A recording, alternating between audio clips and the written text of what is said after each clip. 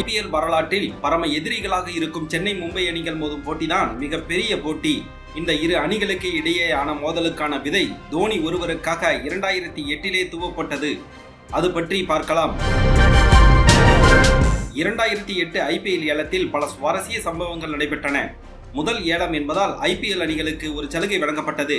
உள்ளூர் ரசிகர்களை ஈர்க்கும் வகையில் அணிகள் தங்களுக்காக ஒரு முக்கிய வீரரை தேர்ந்தெடுத்துக் கொள்ளலாம் என கூறியிருந்தது.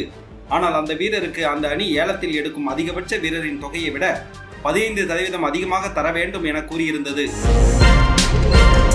முதலில் Mumbai Indians, Kolkata Knight Riders, Royal Challenger Bangalore, Kings 11 Punjab ஆகிய அணிகள் முறையே சச்சின் டெண்டுல்கர், கங்குலி, ராகுல் டிராவிட், யுவராஜ் சிங் போன்ற வீரர்களை தங்களது முக்கிய வீரராக தேர்ந்தெடுத்தனர். வீரேந்தர் சேவாக்கை சென்னை அணி தங்கள் வீரராக அறிவிக்க பேச்சுவார்த்தை நடைபெற்றது. ஆனால் அதற்குள் டெல்லி அணி வலியுறுத்தலின் பேரில் சேவாக்கை டெல்லி அணி முக்கிய வீரராக தேர்ந்தெடுத்தது. மற்ற அணிகள் எந்த வீரரையும் தேர்ந்தெடுக்கவில்லை. இதனால் தோனி, ரெய்னா, ரோஹித் சர்மா, ஹர்பஜன் சிங் போன்ற வீரர்கள் தங்களுடைய பெயரை IPL ஏலத்தில் பதிவு செய்தனர். இதையடுத்து நடைபெற்ற ஏலத்தில் தோனியை அனைத்து அணிகளும் விலைக்கு வாங்க போட்டி போட்டது. ரூபாய் 7 கோடி எட்டிய போது மற்ற அணிகள் தங்களது முடிவிலிருந்து பின்வாங்கின. ஆனால் மும்பை அணியும் சென்னை அணியும் விடாமல் போட்டி போட்டது.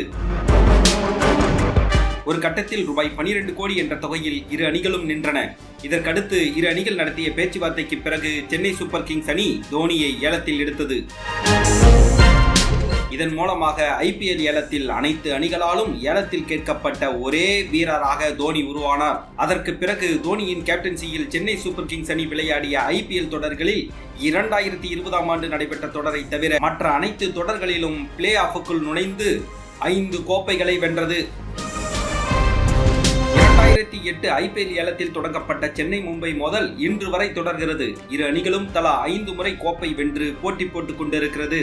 6வது கோப்பையை வெல்வது சென்னையா அல்லது மும்பையா என்பதை பொறுத்திருந்து பார்க்கலாம்.